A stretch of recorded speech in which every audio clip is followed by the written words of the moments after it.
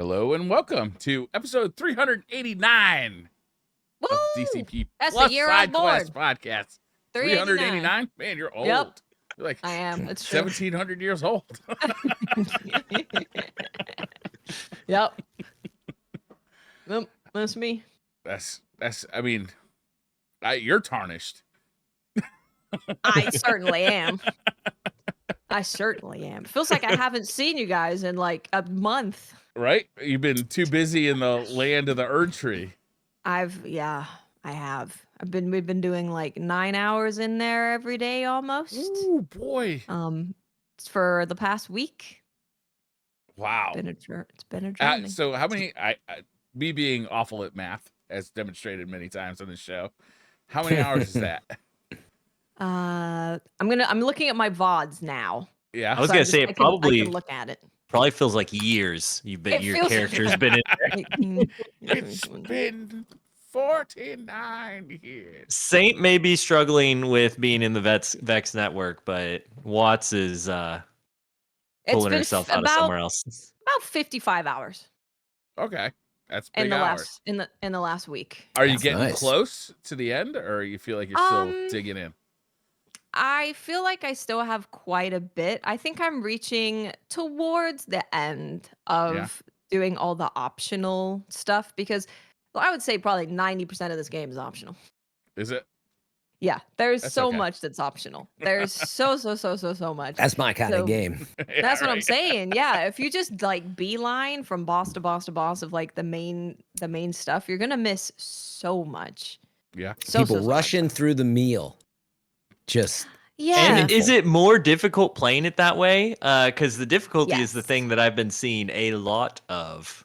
Yes, it definitely is more difficult if you're just doing that because the way the Shadow of the Erdtree works is you get these things called Scatter-Tree blessings, and that essentially is like leveling up. So if you don't use those, you're basically doing like a level 1 run in base Elden Ring if you don't use them. So if the max is 20, and if you end up fighting all of these bosses at like 3 or 4, you're missing out on a ton of resistance, a ton of attack power. And that will indeed make the game significantly more difficult. Which we saw because of people, even our own Mylan. It's a shame he's not here to talk about it. Mm-hmm. But people have been saying it's just way too hard right at the beginning, way too difficult, can't do anything. And it is. Like most enemies will like two-shot you right out the gate. You go in there and you're like, oh, okay, well, I guess I'm dead. And so that is true, but those blessings do make a huge difference. And FromSoft put out a patch. It was a server-side patch, so you can't even like choose to get it or not. That made it to where the early fragments matter more. You're getting more percentage of attack damage, more percentage of resistance early on. And I think that's actually a really great choice. I think it's great because, first of all, it's a whole thing that you can buy into yourself, right? You can choose whether you want to do that or not. Because you get the fragments, you choose whether you want to up your blessing from those fragments. So if you don't want that, or you're like, I'm feeling okay right now, you don't need to use them. But it makes it to where the people who are just really early on and they're just getting back into the groove of things and they're picking up maybe 3 blessings or 4 blessings, it should make it feel less of a straight gut punch as soon as you walk through the door. Okay. So maybe there'll be less. Is that to like even out the difficulty for people who played like New Game Plus and stuff like that? Like they have overpowered characters that they're bringing into this? Yeah, it's basically, they have a whole new leveling system so that you don't just roll in there with your OP build and your super high level character and destroy everything. Fran, did I just read that you put 450 hours into Elden Ring? Yeah, I mean, I just like this. That's why when Watts said like 90% is optional, like I'm not a completionist, but people who've watched me play like Elden Ring and then Horizon recently, they're like, you're doing everything? I'm like, I guess so. Because if it's that fun and it's sort of those games captivate me. So as long as I'm having fun, I keep going. But yeah, I found myself wanting to collect, all the different types of things, the spirit ashes, etc. So I haven't touched this yet because of that. I decided I'm gonna wait till after July 4th here in the States. Like, just get past the holiday, and then we'll dive back in. I think. Give them a patch or two. Yeah. Well, and also, and it's funny, all this discourse around the difficulty, I wish I could chime in. I haven't played any yet, but it's going to be interesting, you know, coming at it once everybody's played a lot, because I was wondering if people were sort of rushing. Because it was like the weekend. It was just last weekend, right, Watts? Like that was the first weekend. Yeah. Or like Friday for most people. Game's way too hard. And so coming from someone who usually would put at least, you know, I'd say a DLC like this, I'd at least do 70 hours. So if you haven't played like 40 to 50 hours like Watts is just hitting, I'd be like, what? Just relax for a second, will you? Yeah, and I gotta say, like when I hit around 11 on the blessing, the game just felt like base Elden Ring at this point. And I know there's gonna be a boss eventually that's gonna beat me up, and it's gonna be tough. But right now, I've been for the past like 2 days kind of chilling. Yeah, and to temper that, like I'm fully aware, like you know, Miyazaki and the team is extremely punishing. I have heard that it's quite hard, and I know that happens. It happened to me at moments in Sekiro. It happened at moments in Elden Ring, but I never felt. Basically, the way I thought about it and put it, I always felt like I could turn in another direction and explore and have fun and get stuff. I was never at a point that I was like stuck and couldn't do anything.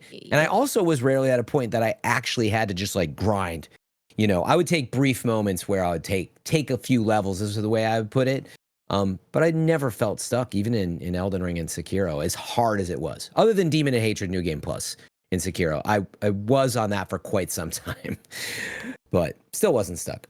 Yeah, it's and I don't know if it's like a mentality thing, because we were talking about it in chat, and someone was like, I've been stuck on this boss for so long, and I'm like, it's interesting because I don't think I've ever viewed it as me being stuck on a boss. Like even if I've died 40 times to a boss, I don't feel like I'm stuck. I feel like I'm enjoying the learning process, and I'm getting it down. I've learned X part of the fight, and now I'm feeling really good about it. So I never get that feeling of like, oh, I'm stuck and I'm frustrated. I'm like, no, I now can do this first part of the fight like perfectly. I can dodge all of it. I see all the patterns, and that feels really rewarding. The journey to beating the boss is for me just as rewarding as beating the boss.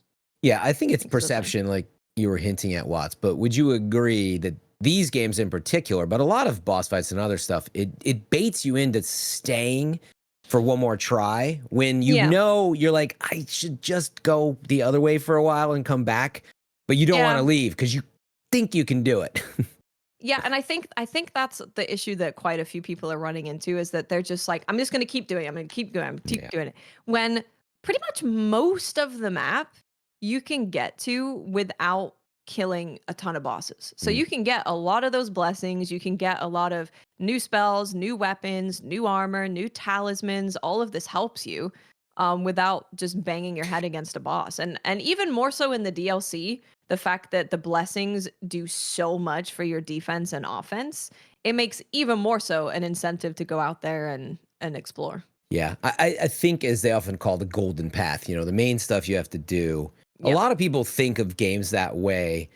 And, you know, I feel like even if they've played From Software games, they forget, like, it's not really necessarily meant to do that. Like, you are meant to, like, go around, explore. There's a lot of different weapons and builds. And, like, if you choose to golden path it and get stuck somewhere, like, you're doing yourself a disservice. But I could see the argument where it's like, well, why can't I play that way? Why can't I just stay here and beat the boss? Like, well, it is an open world game to a degree, right? So, well, because you're missing like seven big bosses, and then probably like 40 other bosses. Yeah. So I've never really understood that, and I know that like the viewpoint with this being a DLC, some people also have the view of like, it's a DLC. I'm not gonna attack this like a brand new game. I'm not gonna delve into it like that. And it really is Elden Ring 1.5 to Elden Ring 2. And I think if you've paid for this game and you're ignoring like probably 70 bosses, I don't know why you would do that. I don't know why you do that. It's interesting that people want to like put a DLC, a game, anything into a box like that. Yeah. Like that they want to be like, this is the way that the game should be, whenever the game is clearly telling you, I'm this. Like, this is what I am. You gotta, I don't know. It's just, like, I get wanting to play a game your way, but sometimes like the type of game that is, that seems like the full enjoyment of it is to, you know, experience more of it than just the line through the bosses. Yeah. Yep. And people have now found some OP stuff in the DLC. Wait, it's too easy, Watts? Well, this Is is the it thing too is easy now? that No, I'm just kidding. This, Well, I this was is the like- stuff I'm looking for. Let me get my pencil out so I can make a Well, list. so this was the thing. I was like, it's not even been a week. Like people haven't even found like the mixture of builds to put together to do disgusting things. And then like I think the day before the patch came out, you started seeing some stuff come out that people have found. There's one thing that's doing like 40,000 damage to a boss in an instant. Like you can just one shot everything I'll take almost. one of those, please.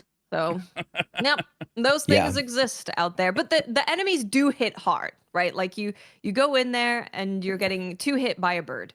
You go into like the first kind of boss that you find, and he will like one shot you with some of his moves. So it's definitely difficult early on. And I think that's their way again, like with the Tree Sentinel when you first start Elden Ring. I think some of these things are ways of telling you, hey, go get the fragments. You Right? need a little bit of help.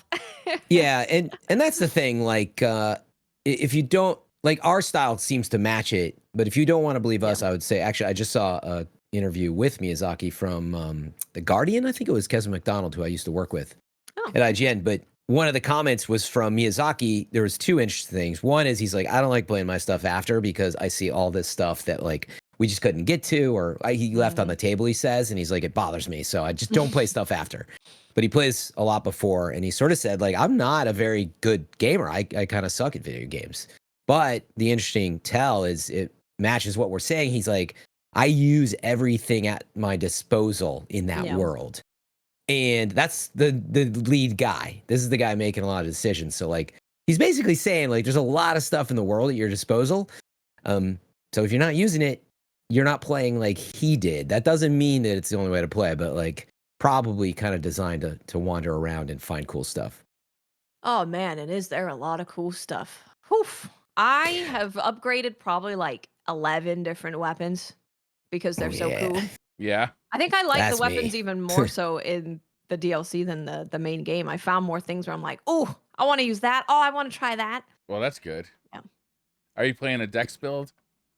Yeah, so the build that I went in with was Dex Arcane.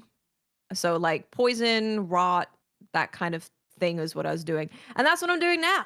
Because I found an Ash of War that is incredible. And I won't give any spoilers for people who are listening and are worried. I'm not going to do any spoilers because Lord knows the internet has attempted to spoil enough for me that I wouldn't want to do the same to you guys.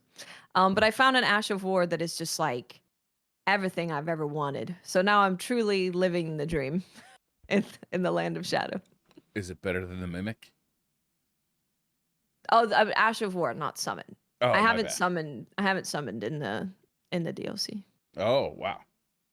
I will summon. Tomo Heavily. does. Tomo's using Rivers of Blood, Mimic, Bleed build, and is just like destroying everything immediately. Yeah. So that I'm sounds like, about- if you just use Bleed with a Mimic, you're fine. If you're struggling, just go do so that. it's the same as Elden Ring was when it came Yeah. out, basically. Yeah. I've been Why aren't you using sending a bleed build? DMs to let me solo her all week. Like, when are we getting together? How are you gonna get me through this? Yeah, I checked my achievements. I have 37 of 42 in the original, so I'm close. only missing That's a pretty good. handful. It's 88%. I'm looking forward to it. It's honestly incredible. Like the bosses are incredible. Some of the best spectacles I've seen. If you're interested in the lore at all, the lore I think has been like really, really good. And I do recommend that people read the lore in these kind of games just because I mean, you may not be the same, but I get such a deeper appreciation and love for the game, knowing like all these characters and what their background is, and like why is this thing in this area. Especially one of the characters that you meet like is deep in Elden Ring lore, and I think if you knew nothing about the lore, you'd be like, who's this? I don't care. Yeah, so I definitely heightens my enjoyment quite a bit to read everything. It's been great. I get Yeah, a lot they of had- that from watching YouTube videos, honestly. Yeah. Just like deep dive Yeah. into some of these YouTube videos for a couple of days. Yeah, it's interesting. As hard as it is, it'll. I was thinking about the achievements because I was thinking about the sales numbers we heard so far, but it'll be interesting to see where it nets out. So we knew that some 25 million people have bought the game, I believe, and Yeah, then base they already already. said 5 million for Elden Ring. I mean, it hasn't even been a week. It was 5 you know? million in 3 days, I think. They That's said. good. So that's not even like a week number. Yeah. That's 3 days. That's like right away. That many people purchased it right away, which is crazy. Yeah.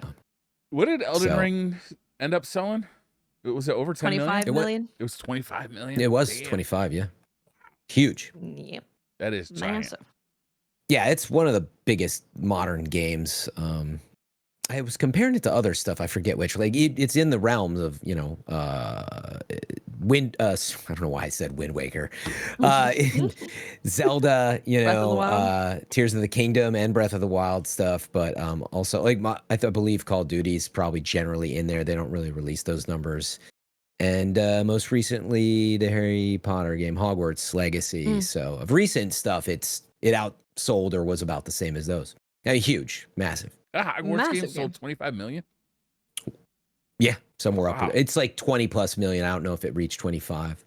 There's so many like different niches of gaming. It's like you're just out here like enjoying yourself, and you find out like Hogwarts sold 25 million. How many copies has Destiny 2 sold, man? We don't Right. know. It's true. Yeah, it's Must be man. an interesting number. It has just been. I think I've just been having the best week of my life.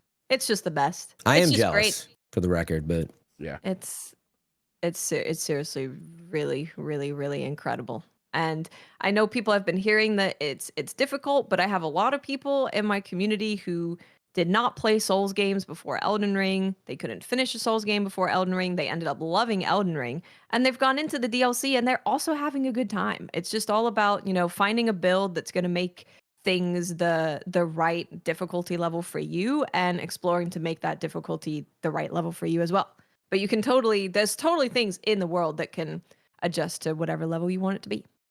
So I feel like that don't be afraid of conversation it. comes up every time one of these games comes up, and I now just ignore it because like I kind of know what to expect for myself because I've played several of them now, and I'm like, yeah, they're hard. You know, Yeah, like, and like if you with these games, you know, the mindset you want to be in is if you walk into a boss and you kill it right away, you feel a little disappointed. sometimes Yeah. I feel awesome. If it's like a really hard thing and you're like, how am I dodging this? How am I alive? And you get it, that can feel good. But if I go in there and just dunk on a boss, I'm like, oh. Well, Yeah, me and you are I'd different. probably. Well, it's like you don't get to see probably over half of what the boss does if you kill it like True right enough. away. True enough. So yeah, you don't get to Briar's see so many cool things. part of the problem. Why haven't you started playing yet, Briar? What's going on? Look, I'm What are you selling a doing? house right now. It's just a lot. That is a That's lot. fair. He's Selling a been house is a selling- lot. That is a Also, lot. you had to sell your collection of Crocs as well, as I recall. That's true. Yeah, Get rid of Crocs, them all. they're All gone. must go. You That's can't true. come after my family like that, Crocs. You just can't do it. Before we move from Elden Ring, Mylan uninstalled the game. What? Oh, uninstalled it? Like for real? He got that tilted? Oh my Yeah. God. Why isn't he on the show? I want to hear this No. story so bad. So he was he gonna come fighting back? the. Yeah, I think so. He That's can like, he can tell you his whole emotional It's- roller coaster as to it's why so he he- ended up doing that. could make the YouTube thumbnail, and it's true for a while. Yes, So the good first point. day he played, came across a boss, was having a really rough time, and was like, I just don't think this is for me. I managed to convince him to go back in. So he went back in the next day. He managed to defeat that boss, but then he immediately came across another guy and was like, nope, I can't do it. I don't think this is for me. I don't think I like these games anymore. I can't do it. And and he knows that like he's like, I probably shouldn't have kept trying to defeat this boss. I should have just left and gone to do something else. Yeah. Baited. But yeah, I don't know. I don't know. I don't know if he was having fun with it or. He Oh, boy. uninstalled it though. That's funny. Well, so this is the other thing. I was like, are you drinking your flask of wondrous physics, right? This is a flask that you get that you can mix different things. It gives you like damage negation. yeah, I It can forgot. give you like healing over time. It can do a bunch of things. So he brings up the menu. He's like, I forgot about that. Brings up the menu. He's got maybe 5 things to choose from in that flask. So when you look at the page, his page is like one line. You look at my page, it's a whole page of things that I can choose from for that flask. So I was like, oh. He also doesn't have a lot of tools to help him or switch to. So, yeah, that's tough. Little rough. The only time I got really hella stuck in the original game was like there was like this tunnel, like this long tunnel, like a mountain that you're going through, and there was this lava. I think they called it a lava dragon. And man, my build was just not set up for that lava dragon in any sort of way. I was just getting smoked by that dude for like a full day, just getting pounded by him. But the magma worm. You know what? I slept on it. I came back the next day, and like 3 tries, I got him. And sometimes that is the tale as old as time. Sometimes it's just like you gotta like step away. You gotta sleep on it. You gotta like sometimes you just get like tense and frustrated, like after repetitive tries. You just gotta kind of step away. Yeah. Yeah, it's like being in contest mode in Destiny. You just gotta step away sometimes. Well, that's exactly what Dado did, right? It's exactly what he did. Oh yeah, that's right. They took an 8-hour break. They came back and did it super fast. Yeah. Mental fatigue, man. I like the approach of that's just not for me too. Yeah. Sometimes. Yeah, definitely. If that's There's nothing wrong with that. Yeah. I was more sad because I was like, he was so looking forward to the DLC that I'm like, I can get you to have fun with it, but I don't want to be like, okay, here's what you do. You go, here you go. Then you didn't. I don't want to do that. Probably, and I think it's very circumstantial. Yeah, I assume that if he really liked Elden Ring and maybe other Souls games, he'll probably really like it in the long run, but just was not in a place and a time where it was working for him, Yeah. Yeah, that can also be it for sure. Plus, if you stream it, I mean, I hate to say it, Watts, do you think he was streaming it too? And like chat was popping off. Hey, why don't you? And he's just, I'm done, guys. Yeah, like you get everybody like, why don't you switch to? You're like, I can't even play the game like without judgment right now either. So that happens. I'm not saying it's chat's fault, by the way, if you're out there listening, but it could have been. Yeah, you can't let the backseating even start, or you're doomed forever. Doomed. You can't even let it in. Yep. Put it in emote only. All right. Yeah, that's why YouTube's so nice, not being live. It's just after the fact you get the comments, and you can be like, I'm not gonna read. Just don't read the comments. Yeah. Look how good my mental health is. I'm a sucker for it. I have to read every scene. I have to read all of them. You gotta take the good with the bad. Yeah. There's the part of it just like you want to be connected to your community, and then there's the other half that's just like, I'm just curious. I feel like I could deal with whatever this says. Yep. Yeah, I'd say if you are and then you read audio in 2 minutes 3 seconds is off sync, and you're like, no. That's true. Can I mention a game that Mylan's actually currently playing? Yes. This is a game that was previously known as Project Loki, but now it's called Supervive. Vive. It's a game that my friend is working on. He used to work at Bungie, then he went to Respawn, and now he's working at this place. And this is a studio that's made up of people from like League of Legends, Respawn, Bungie. Like they are some very top tier talented people at this studio. Is it a MOBA? It's not a MOBA. It's kind of a mixture of a MOBA and a BR. So the idea is that it's a BR, right? Like you drop somewhere, you kill people, you get stuff, and you try and be the last alive. Mm-hmm. But the camera is very MOBA-like, and then you also have like abilities that are kind of MOBA-like. So it plays out like a BR, but probably the gameplay style of it is kind of like a MOBA, and also a little bit like a twin stick shooter.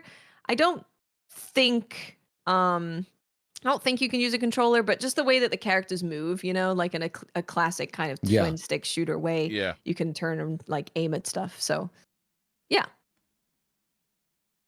That's interesting. It's interesting to be a battle royale, but you're in that overhead perspective, so you can't see what's around you that much.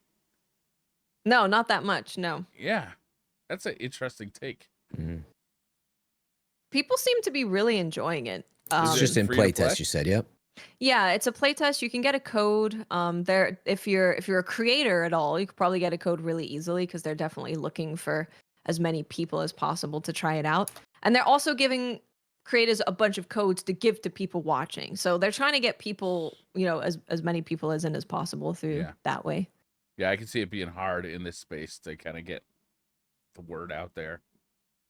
Yeah. Oh, yeah. But yeah, looks how super close smooth is this game though. to being Yeah. finished? I have no idea. Yeah. I'm not sure. This is going on for a week. So the way that they're doing it is it's a week-long play test, but they have periods of time that you can play. So it's normally about 5 hours span of time that you can jump in. Okay. Probably just for player numbers, right? To make sure it's populated and all that stuff. Makes sense. Cool. It looks neat. Yeah. That looks swell. I think we're gonna try and play it together on Sunday and maybe another day of the week as well. So I hope he doesn't uninstall it. if anyone If he wants doesn't to like play, it, you better watch Don't beat out. him too many times, Watts. Okay. No, just kidding. He's not here. It's so easy to make fun of him. Well, if you guys want to get together, we could play together. Yeah, it looks smooth. The gameplay looks super smooth, and I like the top-down stuff, like you were saying. It is weird not being able to see everything like on the map, but it's a cool idea. And I swear, I just saw Jigglypuff rolling across this field in the trailer. I don't know what that was, but that was the awesome. Character designs are really cool. I think they've done a great job with cool-looking characters. We'll see. Speaking of which, should we touch on Concord? Concord, yeah. Yeah. Concord got some hands-on impressions. I think I watched 2 videos about it. You go, Fran. What do you think? Hello. I just wanted to put it out there that we had talked about it when it was first shown in gameplay form, and I was like, I don't know, you just got to wait till people play it and hear from. Well, that was today, so I was not able to consume all of that, but I consumed some of it. It seems mixed impressions. They didn't get like tons of time, but a couple hours with, reasonable access to all the characters and stuff like that. So some people were like, yeah, I see the potential. I really dig this. Others were kind of in the middle, like it's okay, but IGN Stella, for example, was saying she feels like it needs balance, and she was kind of really digging in on those things already. But I didn't hear anybody walking away like this seems like a flop. That is the one thing I would point out. I didn't hear like, oh, this seems like that's good. They're trying to pull the wool over our eyes with some clone of Destiny meets Overwatch, and so. I'd say, the beta's around the corner here. If you pre-order, I believe you can get in on that. But sounds interesting still. So that's the setup. Yeah, when I saw it, I was certainly like, yeah, this kind of looks like if Destiny had dedicated PvP. Right? You can see the Destiny DNA all over that thing. Yeah, it's weird because it looks Destiny like ability. Yeah. Like parallel almost, but at the same time, like gameplay wise and like looks and everything does pull from that Overwatch kind of vibes. Almost, even sometimes even Borderlandy, like sometimes. Yeah, I was thinking Battleborn. Wasn't that the shorter? That was theirs. But it all in all though, I do feel like it brings its own unique flair that I'm sure once you play it and like dig into it, it will be less like you'll be comparing it less and more so talking about it on its own. Because I'm sure as developers, you hate it when people come in and they're like, oh, it's this and this combined together, and you're like, wait a minute, no, it's not. What are you talking about? But no, it just has the similar feature. That's what we have to compare it to because we haven't played it yet, obviously. But I'm glad to hear that it's kind of falling in the middle of the road and not just like completely one-sided, like this feels unfinished or something like that. That does not seem to be the consensus. Yeah, bear in mind it sounds like a free-to-play game, as so many of these do. It's not free to play. It's not. Yeah, no, it's a $40 premium game. They're big on the narrative stuff too, which they were trying to show when they unveiled it more fully a month or so ago. But basically, I believe it was 16 heroes in that $40 price, 12 maps, and 6 modes. Yes, that's what I remember. Hopefully that's right. And then they said there's seasonal content. I don't believe I heard anything on like what's included, if it's pricing, so I don't know if that's out there yet. But they did stress that the stuff in the store, and there is a store, is purely cosmetic. And that the story stuff is in the game and the seasonal content. And so the only point of clarity, I don't know if it's been out there yet, is if the seasonal content is like, $10 a 3 or 4 months, or I don't know. but Yeah, there is I don't know narrative if we stuff. have that yet. Yeah, but early access is July 12th to 14th, and then That's there's soon. and there's an open beta on July 18 to the 21st. Jeez. And the last note I'd make is I believe all the hands-on were on PS5 still, it being a PlayStation company. They purchased them last year or something like that, right? Yeah. But yeah, so there's no PC impressions, which some people were grumbling about, which that would have been me as well. Like I got nothing against consoles. It's just like I don't want to play on controller personally. I need to have that mouse and keyboard. I need to be able to aim, which I can't do on controller. That's me. I'm not saying you. No. I am really interested in that open beta when it comes around. Me too. Just to like see what, because you never really know with one of these games until you feel it yourself, like feel it in your hands and be like, okay, this is what it's like, you know, because you can watch all the stuff you want, and until you feel the reaction of the characters and abilities and the way the weapons feel, that's what's really going to define this game, because it is a little bit arena shootery, even though it's hero base. That's the thing that constantly pushes me a little bit away from it, is the hero based gameplay. Like I just never fall into that. I think it's that desire to like flesh out my own character in whatever game I'm playing. But I did fall into Apex pretty hard when it came out. So, you know, I can't ever say never these days. Mm-hmm. Yeah, and it comes out on August 23rd. So yeah, everything is around the corner on that one. Did you guys happen to see the Warhammer 40,000 Space Marine 2 gameplay trailer? No, I bet it looked good though, because that stuff always looks good. It does look good. It has been very, very good looking. Yeah. It's been very good looking. This thing's coming out right around the corner, I think. It's coming out this year, I'm pretty positive. September, I believe. Believe so. Did you guys happen to play the first one of these? I always wanted to. I haven't been able to find the time. I even ordered it like a year ago when they announced Space Marine 2, because like it was like one of those games that I meant to get, so I ordered a copy for the Xbox 360. I never got around to popping it in. This game looks just fun. What's the gameplay like? Yeah. You know, let's like a quick recap on. I would say like it looks kind of Gears of War. I was just gonna say, but you haven't ever played it? No, I have not ever played it. Oh, okay. I'm just going by what it looks like in the gameplay trailer. But it looks faster, and it just, like, that universe always has been so attractive to me. Mm-hmm. I'm a little afraid to get into it, though, because you can dive in deep. Like, exactly. That's why I haven't tried it. They got got the old one and the new one, right? Like a 40K and just regular Warhammer. Yeah, isn't that the one that has, like, Dark Ages as well, and, like... It's honestly, and I think it's like, it might even be Unreal Engine 5 stuff. Like, yeah, it looks really nice. I've heard good things. I've always wanted to play it, but it's just same. I mean, I'll play Elden Ring soon, you know. You do, friend. Please, everyone. I want to hang out in friends' streams with Elden Ring, and all my friends are uninstalling, and I can't watch them play. That won't be me. You'll be like, why is Fran crafting pots and riding his horse off a cliff? It's been 3 hours. Fran's been in the menu for 8 hours. Right. I love it. I mean, people can say the same thing. They're probably like, why are you trying to kill this boss with a perfume bottle of poison and like a hat? What are you doing? Like, well, this is how I want to beat this boss. Exactly. Don't tell me how to role playing, you know. That's a PvP player's mindset right there. True. That's the way I want to do it. Was there anything else big gaming news we wanted to touch on? I don't think so. Yeah. It wasn't too much, I think, beyond that. It's been a big week for Elden Ring and people mad at it. So yeah. People have been quite mad at it. Yeah. I think it's just the difficulty thing.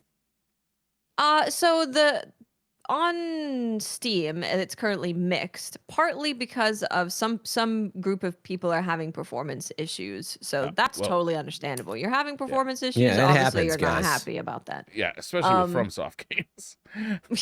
Yeah, people. I mean, that's why I have my character on PlayStation 5, is because like the PC initially was kind of rough. So I was like, I'm just gonna play on PlayStation and not think about it. Yeah. How is the PlayStation 5 performance now? Generally fine. There are some moments when there's a lot of effects going on where it's like, oh, there goes my frames. But it's not so bad that I can't play it. It's probably dropping down to maybe like 50 You or think, like 45 oh, that's not at the too worst. bad. It's not going to it's not going below 30. It's not hitting 30 Yeah. for me either. Definitely, It's not going to 30 on for sure. launch, the original game went below 30. Definitely. Yeah, I definitely did not get any below 30. I would have noticed that one. Bella, you're stealing the camera. Look at your fur. Look at that fur. It's taking the focus. It's just the camera can't help it. What a camera hog. so yeah, some people are doing negative though because it's too hard. And I think that probably comes from, I mean, so we just talked about the fact that it sold 25 million copies. That's a lot more people than normally buy FromSoft games. I think Elden Ring, you were able to play quite casually without necessarily making a build or like delving too much into that. So I think when you got to the DLC, at least with those very few blessings that you have available to you, I think if you're just going in there casually, you don't have a bunch of options for like defensive talismans or offensive builds, that it kind of beats your ass.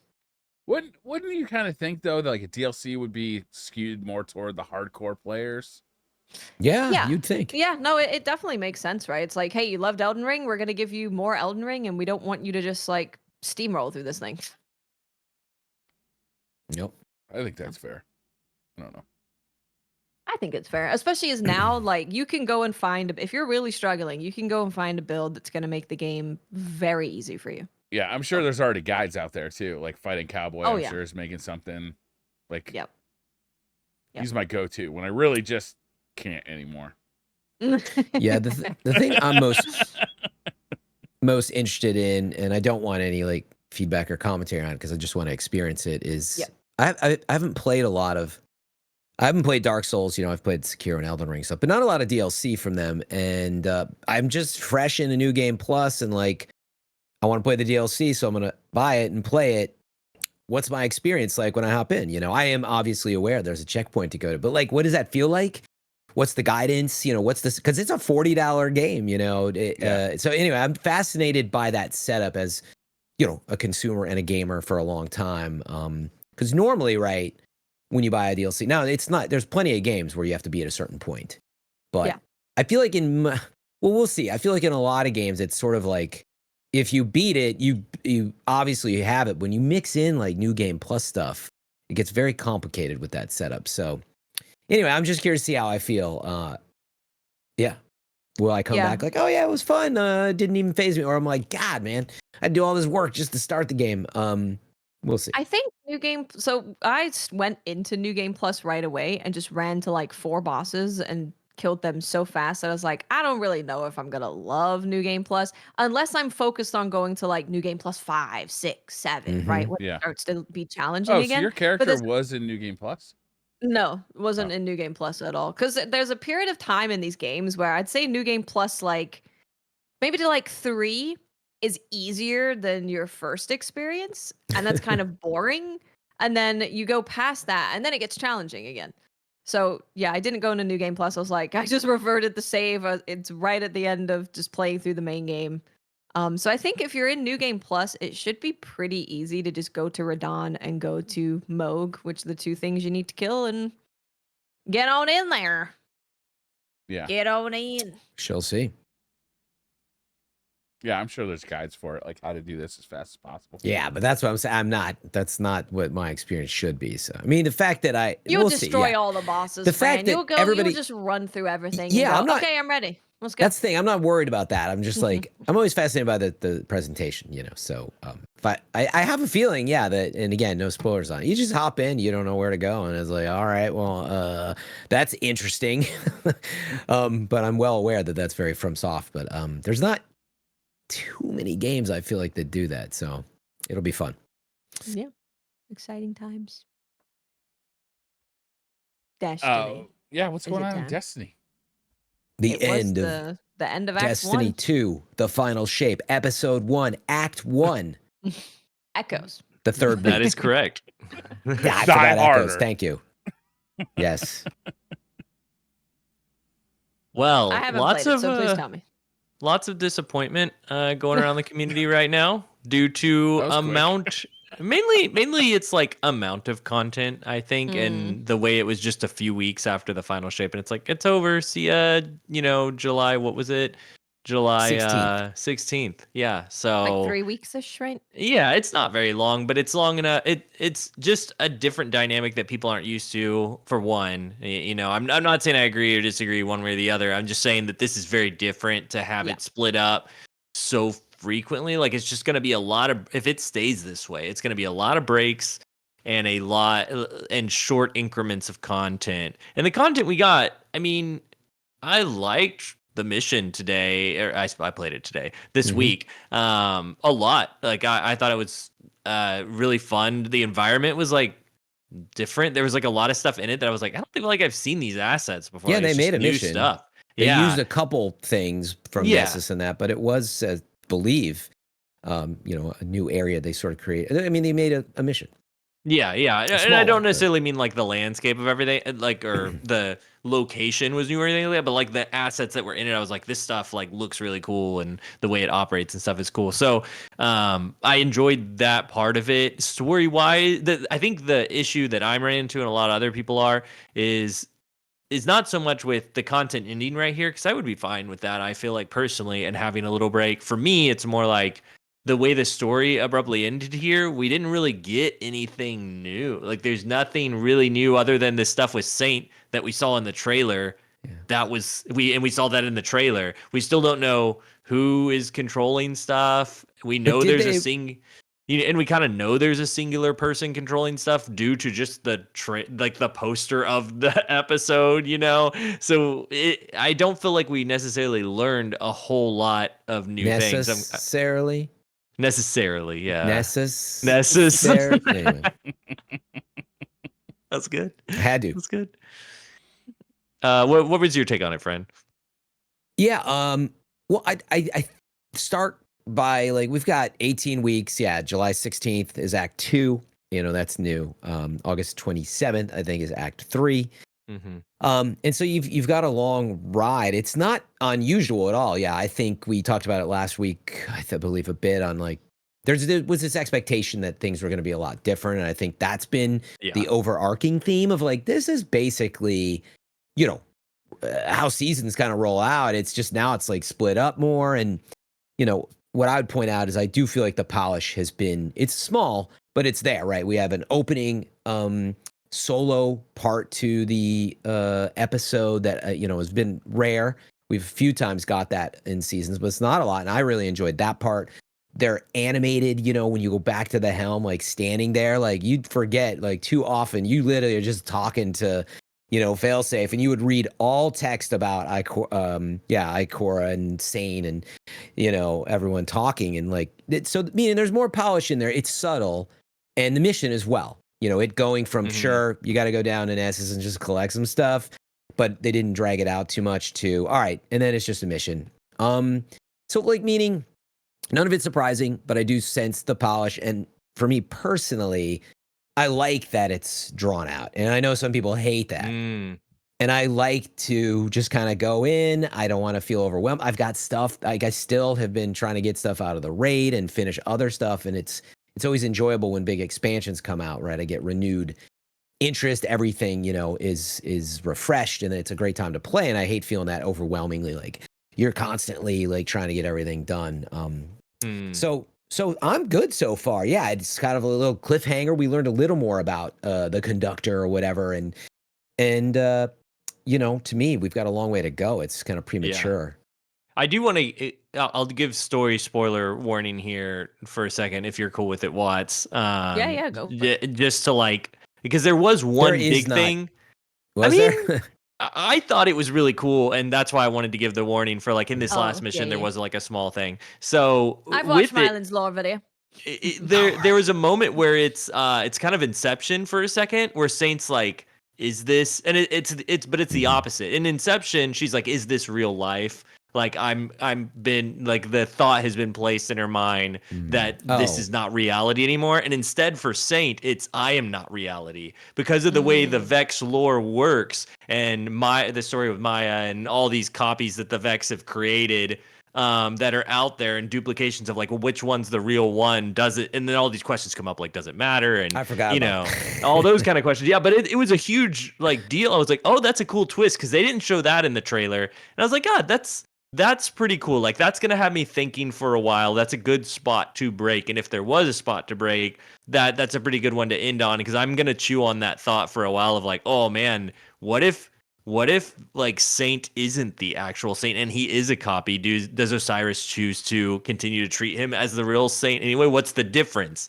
Is there, there's just so many lore questions that I don't have the answer to, and philosophical questions is like what it means to be a person. And I think that's a really cool place to end the season to chew on. I just at the end wished I knew a little bit more about the conductor and maybe some lore hobbits can fill me in there.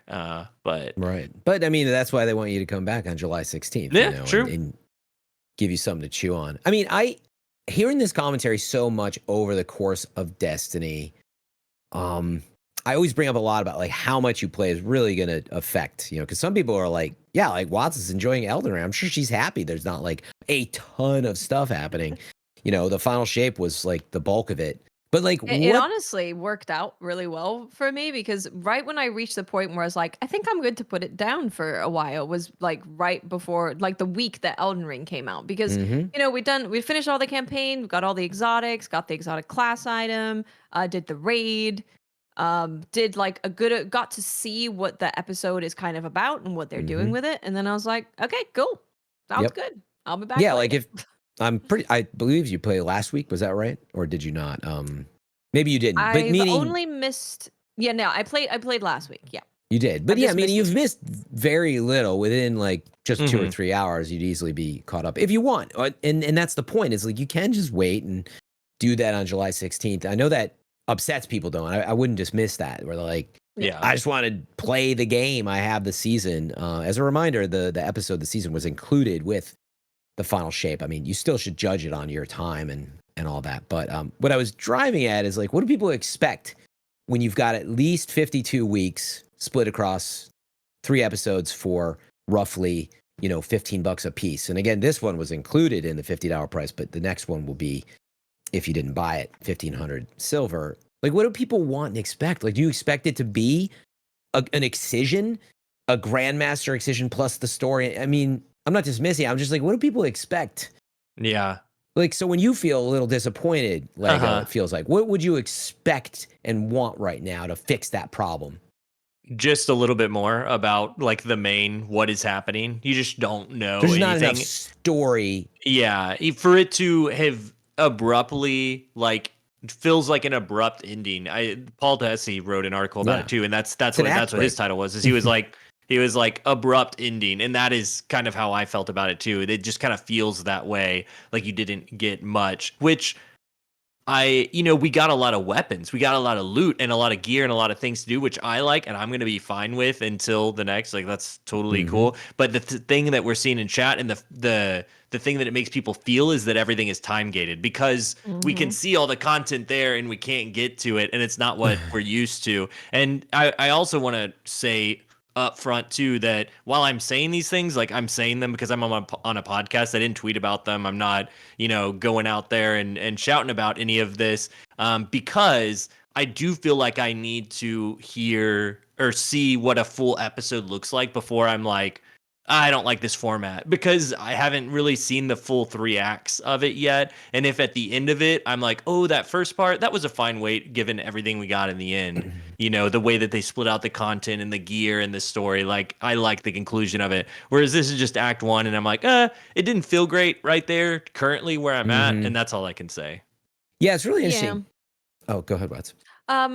I think it's tough, right? Because people were saying that we're tired of the seasonal format. We need it to be switched up a little bit and spiced up. And what they came with for episodes just feels like it's basically the same, but there's more time gating and more waiting than before. And I think also, and whether people were correct to have this impression or not, but a lot of people thought that the way that they were going to be able to interact with the episodes was they were going to be able to do whatever they wanted whenever they wanted kind of thing, whereas this is literally the exact opposite of that. And I know that when everything is out, you're going to be able to interact with things in whatever kind of way you want, but everything is not out yet. So it just feels like a long time gated season. Yeah. I think that part is just hitting people. It's like a book, you finish the chapter and like I sort of wonder what did people think of the chapter, but seasons you're waiting already to turn the page a week, but now you're waiting several weeks to turn the page, and I think it's just hitting people harder knowing that. As opposed to, in other words, I don't feel like the last 3 weeks have been sparse compared to previous seasons at all. I feel like the breach activity, all the stuff you earn, the setup for the breach activity, and then the mission we got, the story at the helm. In terms of the delivery of it and I feel like it's totally decent in terms of the amount of stuff. Yeah. I have trouble pointing to mini seasons where like are vastly different in terms of, let's call it, the first 3 weeks. If you take pound for pound, what season would you point to that you're like, no, those first 3 weeks, man, were like, that's it. I don't know. It really does feel like the more you explain it and the more we discuss it and talk about it here, it really does feel like it's just a matter of where it left off and the fact that we can see all the content to come, and it's not here, but we paid for it. And so, which is normal for a season, but it's just because we have this break, it feels like we've been cut off from it. And right. I think that's what people are feeling. It's like a feeling thing. Totally. And again, I wouldn't dismiss it. I'm just explaining. Like, I always would be curious that people who are more genuinely upset, like other seasons, they were like, nah, man, those first 3 weeks. But like, we do know we're waiting, longer regardless. Which again, I'm down with. I like break. It's weird to be, talking about an MMO type game, because I know, again, some people are probably revolted by this thought of like, I love the idea that we already had like a stretch of content, but now I even get breaks between that I can spread out my time better. The only thing you got to be careful when you're doing that, I think, is keeping people in it and not losing them. And that is a question that we have not answered yet, because at the very least in the past, a season would always be week on week on week and then done. There's always a tail end when you're done. But there's never really been much waiting, other than like between the very, the let's call it I don't know if it's the 7th week and the 8th week finisher that they launch a month and a half later or whatever sometimes. But a lot remains to be seen. What a balance, right? Like give enough content, but not too much that somebody feels behind who just has like a day job and can't, like I can't keep up. It's not, I just play this at night after my family goes to bed, and like. I want to be able to keep up with everything. So there's that side of it. And then there's also the side that's like, there's not enough content. And then you've got the story aspect that's in the same spot that we got to make it strong enough that it's worth playing. But also, like, we don't want Amanda to die in the middle randomly of a season and everybody's like, I missed it. I wasn't playing then. What? So it's just this weird balance of like, we need to make this epic, but also like it needs to be seasonal, or else it doesn't make sense contextually and who's playing it at that time. Yeah. It's just a weird balance. And you're right, Fran. I don't feel like we've quite found it yet. But at minimum, what I can say right now is I'm glad they're at least experimenting with different stuff, because the seasonal model was getting stale. And I think that is a major complaint that we feel now too, is like the interactions and the way the story is told to us is the same. That's what Mylan has been saying as well. And like, that is all true. Like, it is very similar, other than the cinematic we got at the very beginning. Outside of that, it's very similar. Yep. But yeah, again, I sense some polish in there that I think it's subtle, and I would love to hear in the comments or otherwise if I'm wrong. People perceive it differently, and I could be forgetting. But I'm always very keenly looking at each season, like, all right, is this season like remarkably different? Overall, there's been some real like flat ones with not a lot of polish. Yeah. So when I do see the polish again, like even just how we talked about, I'm at the Howl projector again. I'm just reading stuff at failsafe. Yeah. Like there is that. But it's actually spread out a bit better for this, and we got animated people in the helm. I know that sounds crazy. I did notice that. Yeah. It does happen, but you forget it doesn't happen all the time. They would be on the Howl projector sometimes, and that's it. So those little things, they go a long way for me personally. Yeah, and at the end of a mission too, at least this week, like that there's interactions you have with actual characters. So you're right. I agree. Those are small polishes that make a difference. Yeah, and I mean, they're going to have to keep that up, though. And that's what I'm looking for is like those little polish things can't just be, well, that was the final shape, expansion team plus that. And we got it out the gate to kind of hook people in. But then it went back to like Howl Projector time.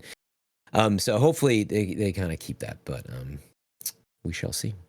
Yeah. I did want to note for folks something I was brought up in my chat and that I got confused about. People were like, man, I'm rank 140. And does that just mean I get all the levels in the season pass? I'm like, really? That's interesting. And long story short, there's a bug that Bungie's acknowledged that your character screen and the little like icon, it's like a blue season pass icon on your emblem. And it shows you outranking level 100. But the season pass itself, I'm not there, but I believe it caps at 100, which is what sort of it indicates. Like we're going to get capped at 100. Then at Act 2, right, you can come back and do, I believe it's 101 to 150, so to speak. And there you're going to get gated. So it's not like you can just rank up to 200 and then just get like everything. instantly. Yeah, you're not going to get it all on July 16th. And they do, and I'm bringing that up because that's what Bungie's really going to be looking for is like, can we get people to come back for both the rewards, the rank grind, and the story? And they're going to do season on season comparison of like, did we get more players to come back? And especially for episode 2 is going to be the real one coming out in the fall. Can they get more people to come back for that than normally a season 2? So, this is a good time to transition, I think, into some of the TWAB stuff with them talking about Iron Banner being 2 weeks long, a big uproar in the community because it's kind of taking over with Trials of Osiris not being in the pool during those 2 weeks. So that starts next week. Yes. And so it is the focus. And so, but my thought process here and why I wanted to transition from what you just said is that it feels like they're making it more like an event, like you would like the Dawning or something like that, how it's like a thing that comes and stays for a while. That's what Iron Banner is kind of doing. That's not how the community received it. But that is, I feel like what maybe they were trying to do in between these acts pauses, like, oh, here's this PvP event and make it an event in between the acts. But it fell kind of short because one, Iron Banner, being more skill-based matchmaking as opposed to Trials being connection-based. Like, it's just an entirely different feel. You got tons of people that just play Trials. And then the loot is also can be very frustrating because it's all single perk column stuff until they change that system. It's a very frustrating loot grind in that regard compared to the other activities where you can get double perk drops and things like that. So there's just a lot to like place this is continuously running event.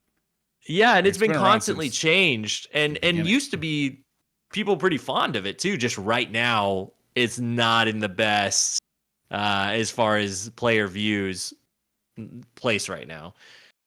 Yeah, so if I am going to play Crucible, it normally is Trials now, just because I find it to be a more enjoyable experience than the rest of it. Maybe a compromise could be 1 week of regular matchmaking for Iron Banner and another one that's connection based. That would be nice. But yeah, having two weeks where you're taking away Trials in exchange for Iron Banner that normally doesn't have like the best connection quality. The matches are normally not that great. Is rough. That's a and really they did take to Twitter. Decision. Well, they took to Twitter to talk about it a little bit. I didn't catch the full thread, but they were saying that this is part of an experimentation that they're doing.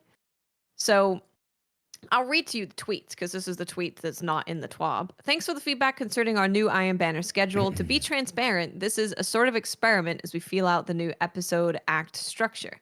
Under this new cadence of Iron Banner appearing for 2 weeks in a row, Trials of Osiris will experience fewer interruptions over the course of the act. In the past, Iron Banner would appear once every few weeks. Now, Trials of Osiris will be available for 7 to 8 weekends in a row before the next Iron Banner week begins. You will still have the same amount of Trials/Iron Banner to play. This is just to change how things are scheduled. So that's their thinking. And I'm guessing that they chose this time because this is after Act 1 and we have 2.5 weeks to Act 2. So it's like, here's Iron Banner for 2 weeks because you don't have anything to do episode wise, and you can go and grind for some weapons, maybe. Yep. Yeah, and I believe there was 2 new weapons coming. Yep. Claws of the Wolf. Weapons returning. Oh, returning, yes. Returning weapons returning.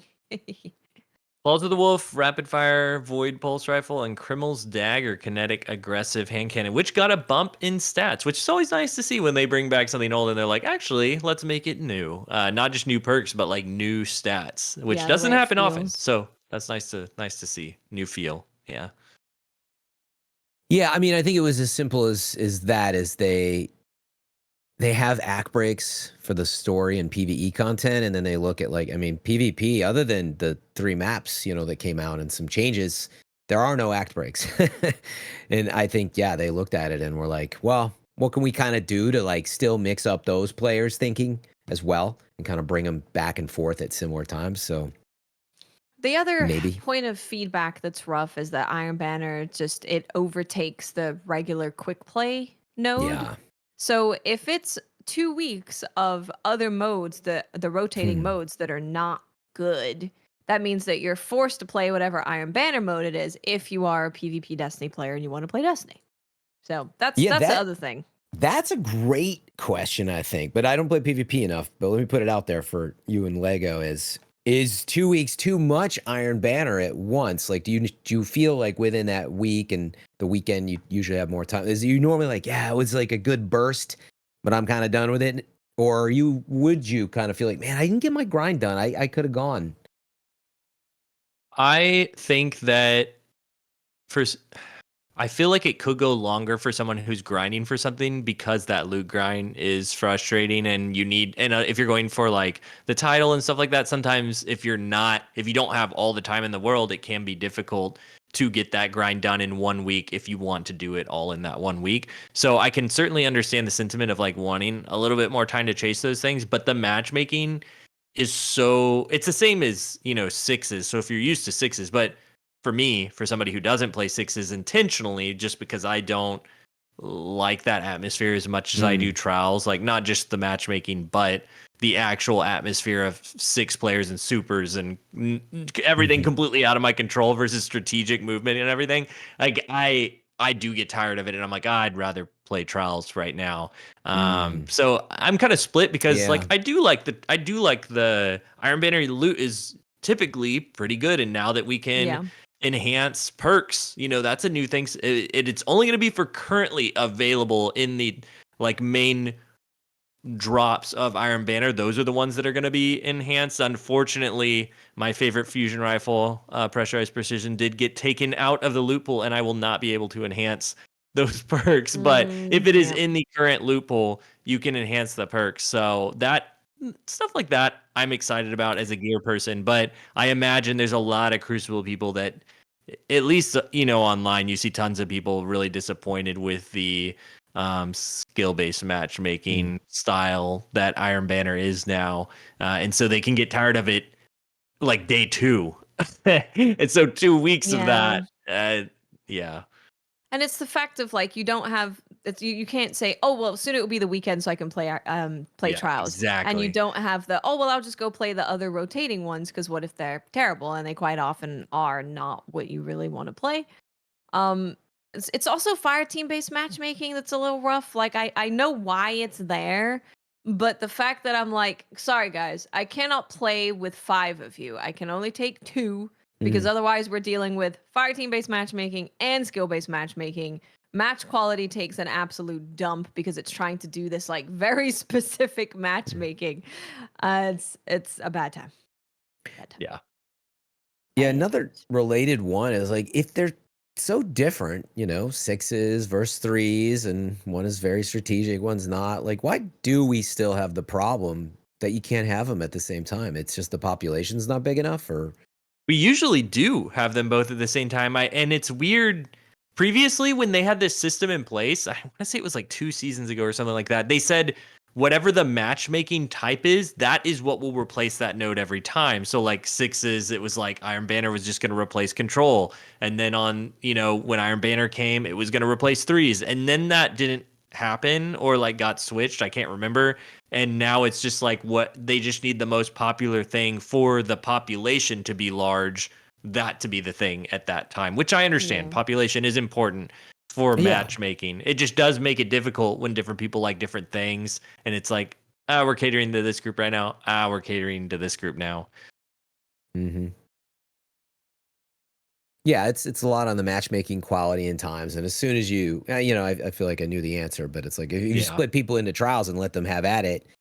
In other words, I was thinking, though, it's like, hey, if trials is winning, let's say, and that's what people want to play, then, that's a nice problem to have. But it's more complicated because it actually, your matchmaking quality, which is the quality of the matches, as soon as you fudge with the recipe at all, it's not as simple as that, right? Like, you don't get the same quality in each side because now you've mixed everything up. And I do get that. I am curious to see how this plays out, because I thought for a second maybe we'd see this thing where like D2 team sees it, like the Destiny people talk about it, and they're like, it seems like everybody really doesn't want this. This isn't working out the way we thought, and then they change it. That has happened a lot recently. Example, Sandbox update coming soon, which we'll get to, like fixing all the problem spots, which is great. But for this, they were like, hey, we're just trying something new. This is what's going to happen. You get to have Trials of Osiris for 7 to 8 weeks in a row. There's actually less interruptions than before. It just happens to be 2 weeks in a row of Iron Banner. So we'll see how it plays out. And that's kind of what boat we're all in. We're like, we'll just see how it plays out. It's a theme of the year. Yeah, for Axe too. We're just kind of waiting and seeing. We can't really say anything yet. What's it like not knowing when the next expansion or sequel will be? Well, I don't know. Let's just wait and see. Like it's all your friends asking you about Destiny 3. Yeah, exactly. Oh, it's Destiny 3 coming. Like, we don't even know if it's an expansion. We don't know if we're playing next June or next fall. We've got a lot of questions. So in a way, I'm glad that we're just in a different space, after the 10-year journey, so to speak. Like, a lot of questions, but hey, at least it's not all the same. Yeah. Well, we do know Khvostov and Red Death and Speaker's Sight are all getting nerfed, which is wonderful. And a good note on Speaker's Sight, I saw a lot of PvE players like, I swear, if PvP gets this nerfed, I'm going to be so mad. And they said it's only in Crucible that they are getting rid of the orb generation for now. So PvE, you will still be fine. You will still have your orb generation. The Warlock helmet is not going to be breaking the Crucible, and you can still use it in PvE the way you want. The only thing about all this, and to clarify too, on Red Death and Khvostov, they're changing some of the damage, or it's some of the recoil reduction on Khvostov to make it a little harder to use, and they're changing on Red Death the recoil, which I didn't know this or realize this, but it's actually the recoil pattern of an auto rifle is the way that it works. So that's why it's so easy to use as a hard hitting pulse rifle. And so they're changing that to not to be like a pulse completely, but they're basically making it a little harder to use, so it's not just so auto rifle-y. And fun fact, they said that that's how Outbreak Perfected worked as well. So if you use that gun and you're like, this feels amazing, that's why it feels so good. It's like an auto rifle. So that was really cool to read and really interesting.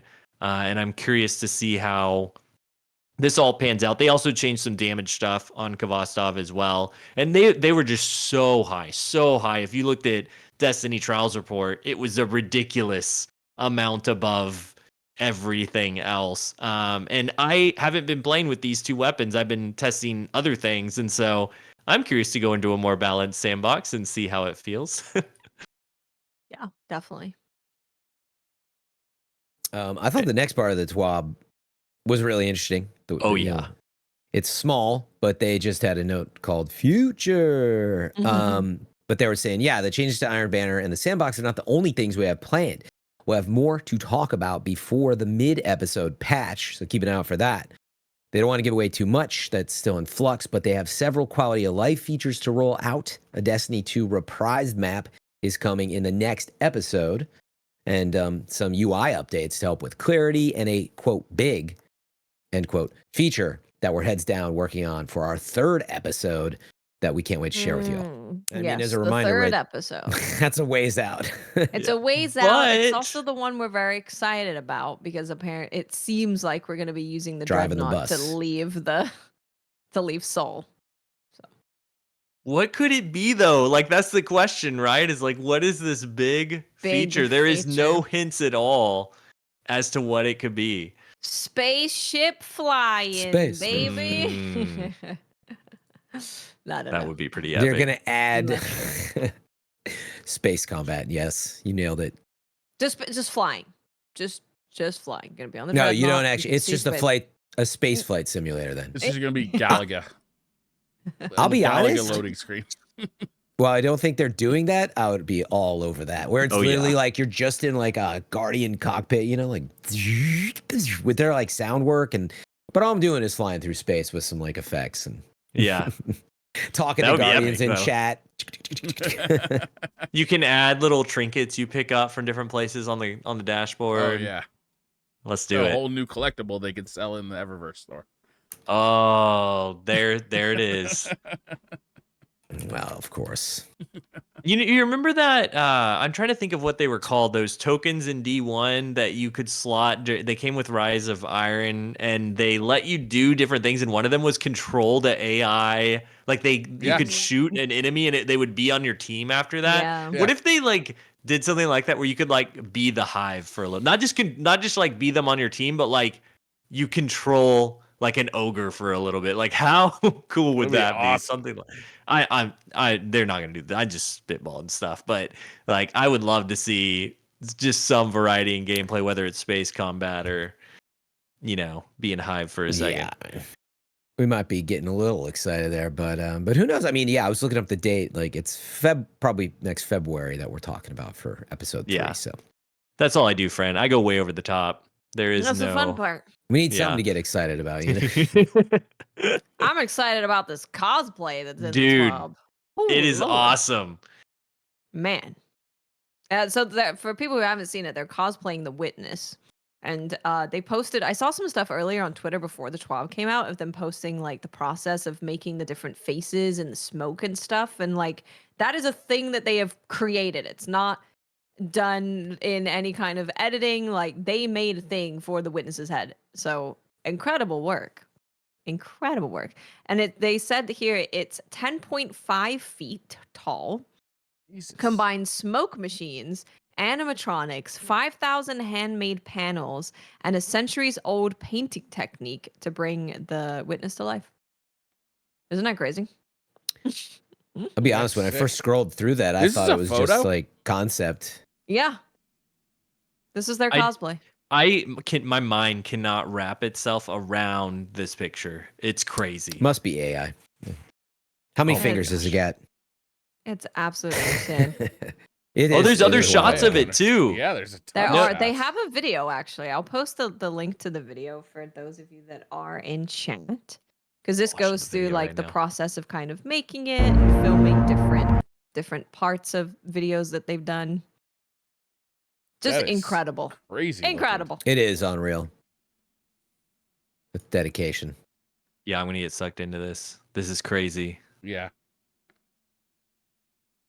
Yeah, stuff like this blows my mind. After the show, I'm like getting. And in the like behind the scenes stuff, you can actually see like the full cosplay without any editing or anything, and even without any editing, it's insane. Yeah. Yep. Absolutely insane. Yeah, I hadn't dove into it yet. I was like, I don't know if you had a chance to read it, anybody, but I'm like, do they have work in Hollywood and production? Because like this is not like your usual cosplayer's level of skill. This is like. Oh yeah, I mean, I also worked on The Thing, but I like did this too. Oh really? Okay, it looks really. I mean, I don't know though, but it looks really, really amazing. Yeah, it looks outstanding. Incredible. Good job. Anything else Destiny related we got to talk about? Yeah, and something that's kind of Destiny related. What's that? GCX has officially confirmed that we are doing our live stream for charity for the GCX charity stream. What July date is that? 18th. 18th. July 18th. Less than a month away. Right after close. Act 2 starts, the week of. Yeah. Yep. We came up with one of our rewards already, and it was pretty good. I think it's gonna be a fun one. I really like that. Yeah. I really like that. There's also, I'm thinking of adding a game that Lego was exciting about to my goals. Yes. We also have to. But I might die. I might need to hire a medic to be nearby to resuscitate me when I pass out. Scary games. We also will make Yes. Mylan reinstall Elden Ring probably via that. Oh, that'd be fun. Ooh, That's a good one. good. That's That is an a good easy one. one. It's- Mylan, That's Elden good. Ring, Shadow of the Erdtree stream. That's his. Can easy. hear him screaming, pain. I did have one more quick thing to add because I Yes. hadn't got to do it until I forget if it was this weekend or whatever. I finally went into Grandmaster Excision and I used Fireteam Finder.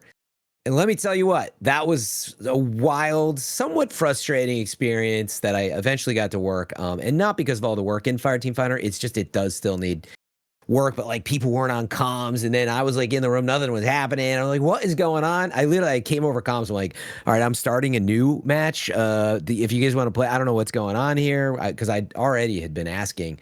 And crazily enough, like a bunch of people from that room joined my room, so meaning I could load everybody in. Long story short, it was definitely, I've heard people say this. Maybe it was TV that first said it on the show, but it was like the most MMO like experience. Oh, Just wow. Yeah. absolute chaos. There was a few people that thankfully knew what they were doing, but it was like Leroy Jenkins, everybody's screaming. And thankfully there was a few people that had their head on straight that helped get us to victory. But it was cool in that sense. And I can see Bungie getting tons of learnings from it. So all I would say is if you were like me, where you're like, I'm like, man, I don't know where I'm going to find 12 people.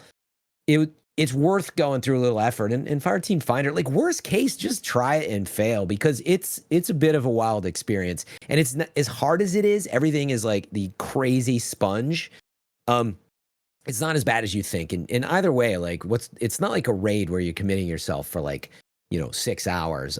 Although it could take 45 minutes or something because of like how much time it takes to cut through champs and stuff. But very cool. And I think if you look in the history of what Destiny's been, this is the thing that stands out the most, which was almost born out of when the Nightfall was broken in the past. And that we had like, 6 people in a Nightfall. And we're like, why don't we get more of this? And like, this is even well beyond that. So it's pretty neat. Definitely check it out. That's super cool. It's cool to hear that you were successful with Fireteam Finder. Yeah. Through that activity in particular.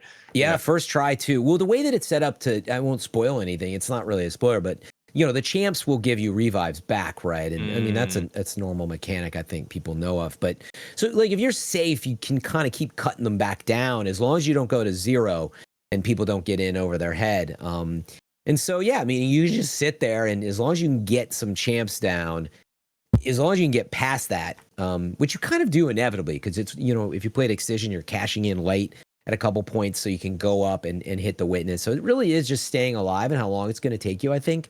I don't think there's like a timer fail point, I'm pretty sure. So how many rounds did y'all do? Do you remember? Like, is it, did you?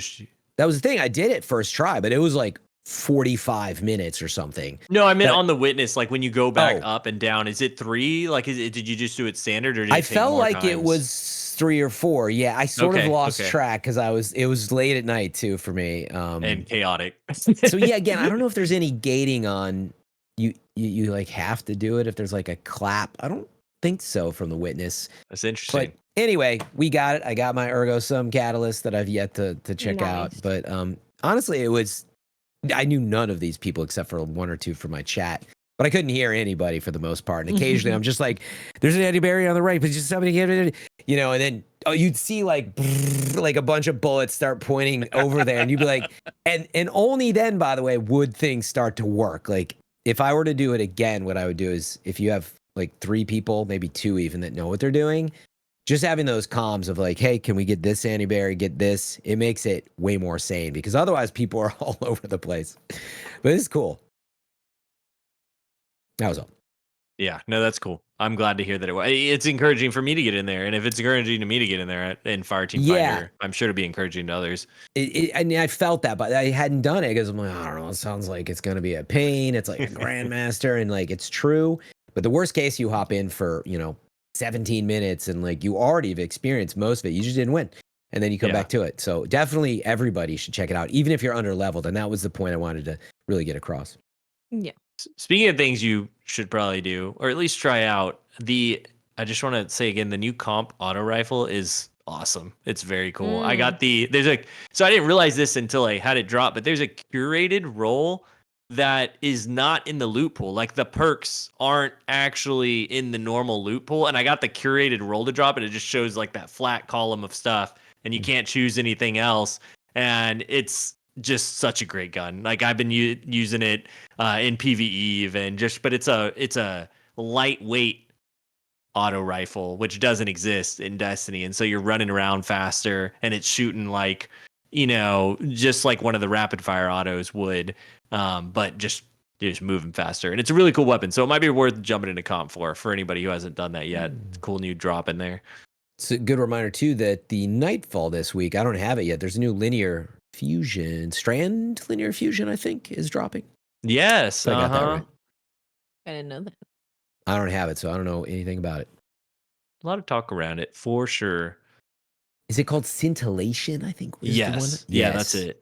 Scintillation. Okay, I was looking at it right now. Yeah, linear fusion rifle, Strand. You can get bait and switch, firing line, slice, envious, rapid hit, rewind rounds, auto loading. It seems like a very solid. Yeah, I think it's a really solid linear. My issue is just with linears. Like I just don't feel like they're that strong right now. But they will be, if you want a then solid one, yeah, that's true. And that's Destiny for you. It's like we stopped using swords a ton, and then like as soon as you get the second encounter in the raid, like, oh man, I need my bait and switch sword, which is that's just how it is.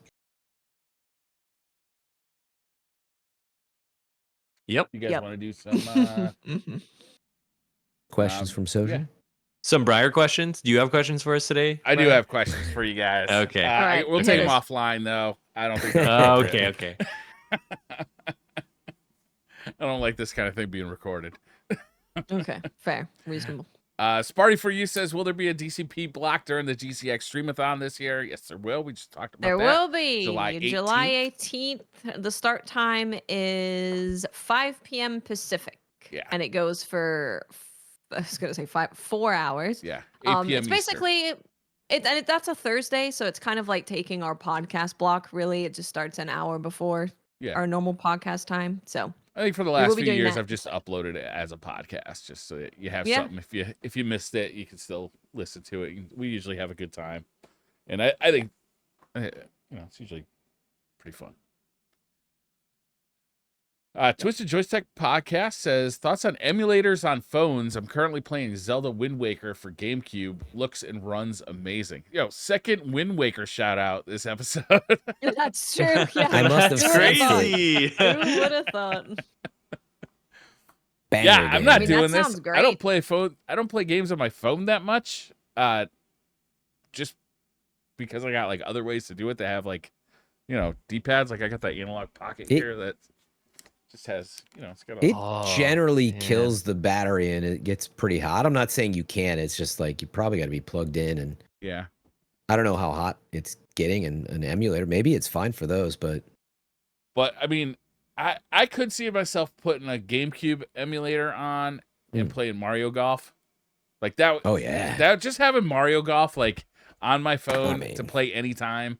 That does sound pretty good. I might do that.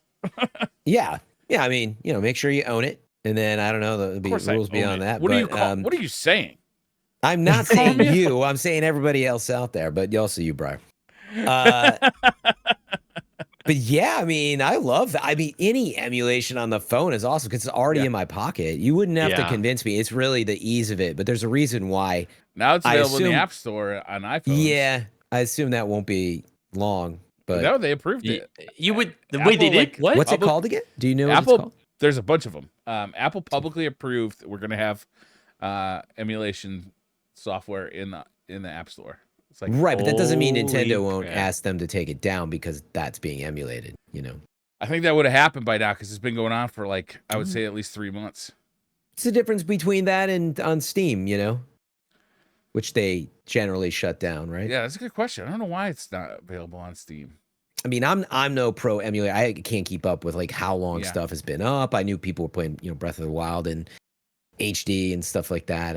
But anyway, short of it, dude, there'd be all the games I could think of on GameCube. I'd be all over. So and like that era of console too, the GameCube, like it would look good on a phone. Oh yeah, screen. Because it's like Wind Waker would look really good with its style. So yeah. Metroid Prime. Endgame. You don't even have to play the remake. Did you play the remake? Did you play the remake of that?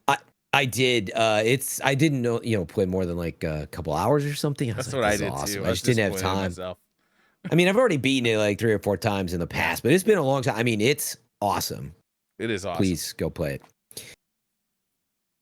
I can't believe this exists on the App Store. Like, it's blowing my mind right now. That's what I'm saying. Right? I don't know, man. Install. This is a good point. I'm gonna take care of that now. Yeah, exactly. I'm like, okay. How do I get the games? Like, and I do. I own the Japanese and the US version of Wind Waker, so I'm sure it's not that hard. So wait, you can whatever. It's fine. I'm like, so you can install the emulator easy, but to get the games, it's complicated.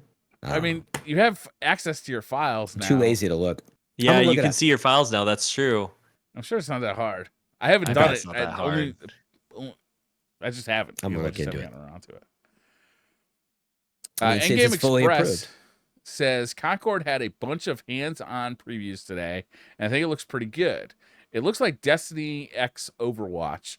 What do you think of it, and could it be flying under the radar for 2024? A game like this, it's going to be rough if it flies under the radar because it needs players. It needs players, yeah. I think if you are a Destiny PvP player, I think you can look at Concord and go, oh, could this be like a Destiny PvP kind of feel, but it's just PvP, so it's supported and it's a dedicated PvP game. And that definitely gets me excited. Like, I want to try the game. This is a game that I see, and I see who's in the studio on this game, and I'm like, I want to try this game. Yep. So I hope that they offer a way to do like a free beta. I think they have to do a free beta. I know they currently have one where if you pre-order the game, you get beta access, but they need to then open it up to everyone because I think that's Isn't that what the second one is? Is the open beta that second one that they're rolling out on the 18th? Yeah, I'm not sure. I hope so too, Watts, because I'm completely with you. It needs players, and they need some sort of open thing so people can feel it and get hooked on it. Because otherwise, it's not gonna fly. You need to show up with that Bungie type of gunplay and experience, and people play it and go, "Oh, this feels great," and then you can hook. Yeah, I think I think it is truly an open beta. It is confusing though. You're not you're not alone.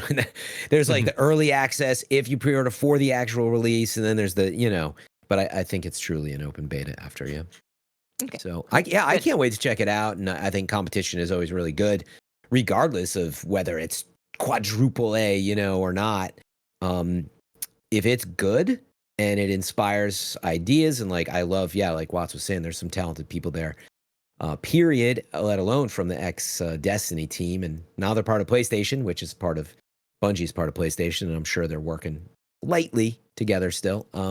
So yeah, I mean, it should be really interesting. And actually, some of the impressions I had heard, I didn't get to mention. People were talking about how the jumps were, the triple jump, the double jump for some characters, and they're like, it's a little floaty maybe. And I'm like, yeah, that could be the Destiny DNA. When you watch the footage, there's a lot of hunter dodge, trip mine, knife, throwing knife. I heard people go, there's like a dodge that reloads your weapon, which seems a little strong for PvP. I'm like, well, but it also feels like that character, that particular hero character is the Destiny hunter, and all the other ones, for the most, you could argue the floating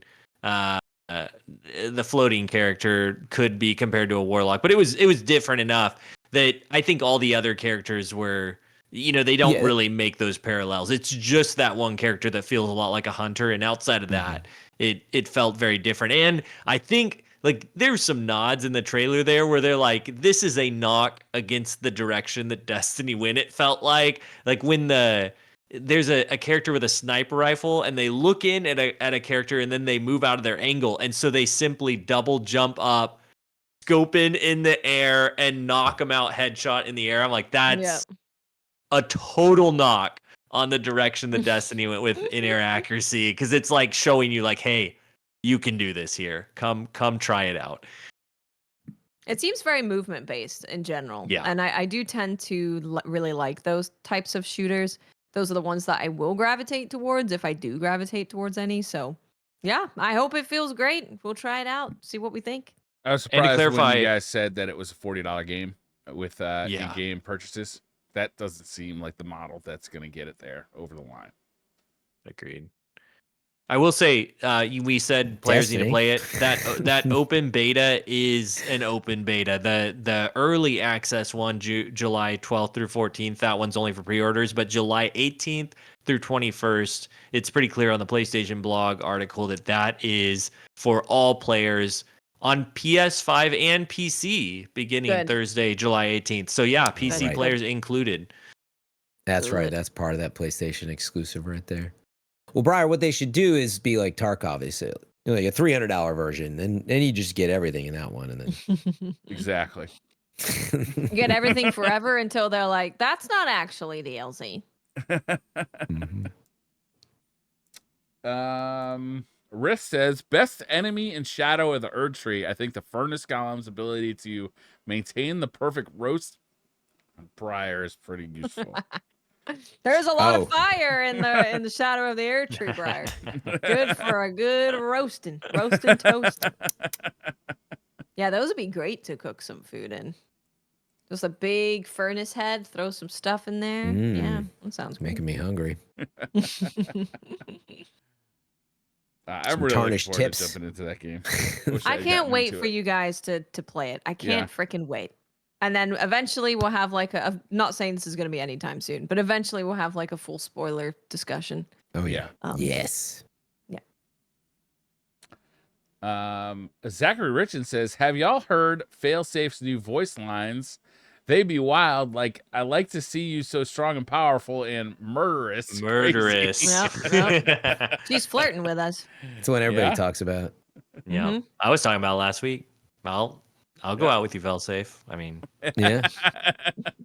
It's Yeah, my she's only great. option at this point. So absolutely. Jesse Kruger says, if we leave the solar system in the Dreadnought for Frontiers, how do we get another 10 years of content when we're at 130 gigs already? It has to be Destiny 3, right? Even though they showed the Destiny 2 logo? I don't think Frontiers is Destiny 3. If that's I what like the we're talking level about. of disbelief though. Like even though it says it's Destiny 2, they're lying, right? I mean, it's not hard to imagine like a system where there's like a portal or something that just brings us to another universe. Like we can easily come back, right? could you imagine if they decided to instead of like blowing up your vault, and having everything be fresh and new, they said, let's pause the vault and everybody has to set down their stuff. And you go like to a new place, Frontiers, all new gear, everything's fresh, but you can, knowing that it will open back up the old stuff, but just to allow everyone Right. for a yeah, minute. that stuff doesn't work over there. So it Yeah. I mean, that would be great. That would be so good. I think the problem would be that I'd be like, well, what do I do with this new stuff when I come back? Like, am I gonna have like a temporary 200 slot vault, and then I gotta like somehow integrate that together? I got a better idea. No vault. No vault. Yeah. No vault. Let's think The real collection system just know the collection system knows when you get a drop with those perks, you have it now forever. Yeah. I mean, I'm being sarcastic, but I think we touched on it a bit, but we are in a really interesting and weird area. Like think of how many class items we have, how many ergo sums you have, and then even just think of some of these really good rolls you're getting out of seasonal stuff that we've had over the last year even. You just have a bunch of duplicates that like you want your demo hatchling one, but you also now want the OP DPS one, and like the idea that you can just go and craft some of this stuff is good on paper, but like you don't just play one way and it fills your vault up. And anyway, I definitely think we're approaching it. I wouldn't be surprised if Bungie's like hopefully finally getting there, but like imagine even within a gun having a few perk options that you've collected. I mean, it just feels overdue, right? I mean, that's not a crazy idea. Like just look at your vaults, everybody. It seems like it's got to be around the corner somehow. So maybe that's what that is. But the only thing I would say about D2 Frontiers is I think more, big expansion, Yeah. let's say Witch Queen, whatever. I wouldn't even the final shape, so to speak, but not that epic. But I wouldn't think of it like a Destiny 3. I'd be shocked if it has that, even if it's called D2 next, Frontiers. I'd be shocked if they had that much ready to sort of restructure versus just the idea that we've been talking about a lot here, I think, which is, well, maybe you just go somewhere else and there's a new planet or two, but you still have the base game to fall on because, like, think of how much content we need to keep the community busy. You can't just get rid of everything, right? Yep. I agree. Yeah. That's it. That's all the questions. We've answered all of the questions in the entire Destiny universe. Yeah, I know, right? Good on us. Pat on the back, guys. Nice job. Time to go to another new universe. Time for Frontiers. That's right. Yep. I think that's going to do it for this week's podcast. Think so. There's so much I want to talk about. I mean, listen, I can't do spoilers. So yeah, Elden Ring. We don't talk about it. Yeah. I mean, if I'm going to be there, well, it's going to be a little while. So that's fine. You can keep me updated on where you're at, and we can talk about the lore parts of where you are at that time. I've been doing this watching Toma. I'm like, yes, this guy, he's related to this guy, and then they did this one time, and I'm the lore master in your ear while you play the game. I'm going to need it too. Do you talk during movies? No. Anybody? Does anybody talk during movies or have a spouse that talks during movies? No. Not if you're sitting down. I specifically go to Alamo Drafthouse so I do not have to listen to people talk during movies. Yeah, no. My wife is a huge talker during movies. Really? She asks you questions. She'll be like, "Why is she doing that?" I'll be like, I don't know. Like, maybe they'll say later. Maybe it's not an actual question. Maybe it's like, why is he doing that? It's just an outward expression. Because she'll look at me and then say, "Did you hear me?" No. Okay. No, never mind. That was just a reaction, like when we're playing games and we're like, "Oh God, where do I go?" And chat's like, "Well, if you go this way," I'm just saying, it's talking out loud. So she is a huge Game of Thrones fan. Huge. Oh yes. And I'm like, I kind of want to get back into what's the new one called? House of the Dragon. House of the Dragon. I haven't started watching it yet. I want to. But I'm like, I'm not.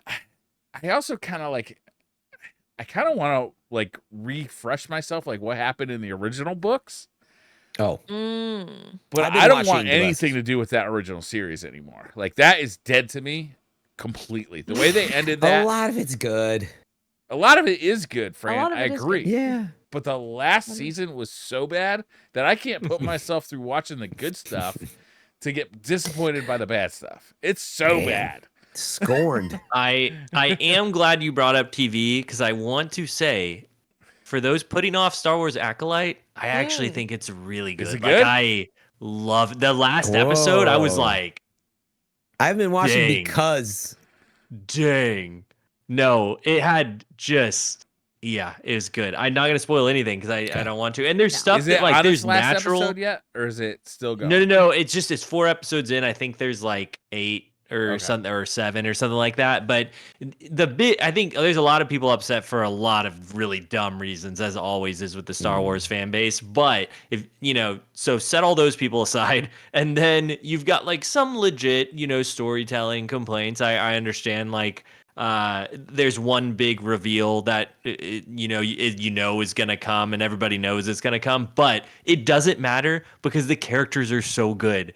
By episode 4, like everything is just it's so good, and the fighting is so good. Thank you, in chat. I'm glad some people are into it. Yeah, dude, I was like camera work, character, there's a the enemy of this season who you think, I don't know, everything's so complicated it's hard to tell if that's really the enemy, but the enemy of the season has so many good.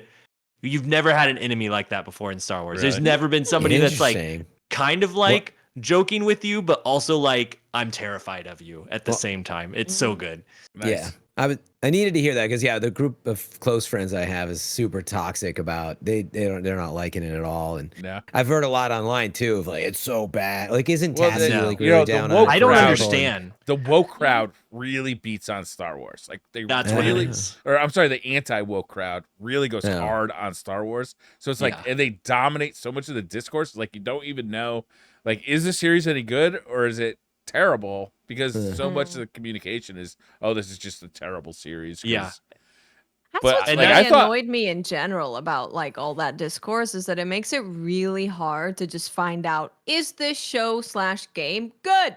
Yes. Like, it's exactly. Yeah. Yes, that's exactly why I wanted to say it, is because I was on the fence for even watching it. Like, I love watching all the Star Wars stuff, but I was on the fence because even at first the critic score was kind of waffling a little bit, and I was like, is this worth even checking out, like, with all the hate? Because you don't really have time to like scan through and figure out what's you know someone with an agenda and what's just the the analysis of, is this good TV? People are and then I watched it, got 2 episodes in, and I was like, this isn't the best, but this is like pretty good. Like, there was like one cheesy thing I thought, and outside of that I was like, I'm down, and then episodes 3 and 4 come and I'm like, okay, I'm in. Like, I am in. So that's where I'm at with the show. That's exactly really how Ahsoka went for me. It's like the first episode, I was like, not for me. Like, I guess I'll like mercy watch the second episode, and then I was completely in by the second, third episode. I love that series. Yeah. I might end up liking this series more depending on where it goes, because it could just go so many different directions. So we'll see. When is the next season of the one with the dude? Andor. Yeah, that's what I was wondering about. I was like, how does it compare to the level of how awesome that one was? It does not compare to that. That's so good. It can't. Yeah, because that show was like several movies in a row, basically. Yes. Like, each one was like, what did I just experience? Whereas this one finally had almost that in episode 4, but it's like, how could they keep that up? Like, Andor was already there episode 2, so this is Andor was fantastic.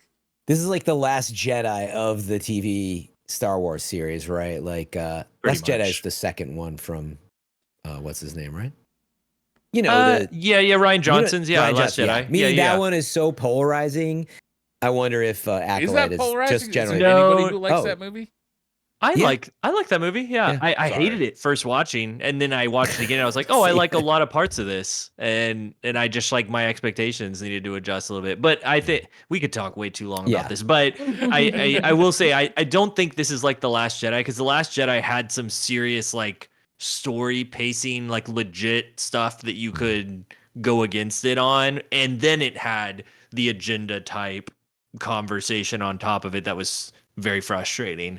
Whereas this only had like, it's like because there's all these different things that are very not supposed to be controversial and are ridiculous in this show. That is what is keeping it down. That is the only reason, in my opinion. Now you make me want to watch it just because of you should. You should, honestly. Like, I want to hear your opinion. Trying to get in House of the Dragon. The Bear season 3, I think, just coming out or is out. Man, we got join me in controversy, friend. Forget the other stuff. Do yourself a favor. Jump straight to that. Yeah, I'll probably wait the 4 weeks so I can watch it. I can binge watch it all, because I don't know, this weekly viewing thing just isn't for me. I'm trying to do that for the boys right now, and it's just hard. It's like I can't wait a week. It's too long. Can't wait for Act 2. What do you mean? Too long. All right, guys. Thank you all for joining us. We'll be back next week with more Destiny plus other stuff. Have a wonderful weekend. Be safe out there. Don't do anything that Watts would do. Yep. Don't do it. All right. Bye, guys. Bye. Bye.